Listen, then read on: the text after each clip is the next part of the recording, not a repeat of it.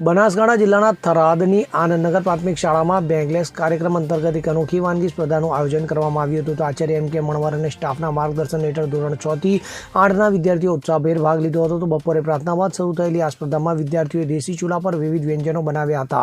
તો વિદ્યાર્થીઓએ ઇડલી સંભાર, ઘોઘરા, ગોટા ચા, વેજ પુલાવ જેવી સ્વાદિષ્ટ વાનગીઓ બનાવી હતી. તો આ ઉપરાંત ગુલાબજાંબુ, રસગુલ્લા, પૂરી શાક, મેગી, ખીર, શીરો, રોટલા, દહીં અને થેપલા પણ બનાવ્યા હતા. તો નોંધપાત્ર વાત એ રહી કે કન્યાઓની તુલનામાં કુમારોની ભાગીદારી વધુ જોવા મળી આવી હતી. તો શિક્ષકોએ બાળકોને સતત માર્ગદર્શન આપી તેમનો ઉત્સાહ પણ વધાર્યો હતો. તો સીવી પટેલ, ટીકે ચૌધરી અને ડીકે નાઈએ નિર્ણાયક તરીકેની ભૂમિકા નિભાવી હતી. તો આ સ્પર્ધામાં શોનીવીર પ્રજાપતિ, રુદ્ર પરમાર, નિરાલી વાણિયા, યશવી લુહાર ધરતી અને વણકર મિત્તલ વિજેતા જાહેર થયા હતા. તો વિદ્યાર્થીઓએ વાનગી તૈયાર કર્યા બાદ પ્રાર્થના શેડમાં પોતાના સ્ટોલ વ્યવસ્થિત રીતે ગોઠવ્યા હતા. તો આ કાર્યક્રમના અંતે શાળા પરિવાર અને બાળકોનો આભાર વ્યક્ત કરવામાં આવ્યો હતો.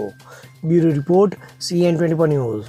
હવે જુઓ દેશ દુનિયાની તમામ ખબરો તમારી આંગળીના ટેરવે. ઉઠાવો મોબાઈલ અને ગૂગલ પ્લે સ્ટોર પરથી ડાઉનલોડ કરો અમારી CN24 ન્યૂઝ મોબાઈલ એપ.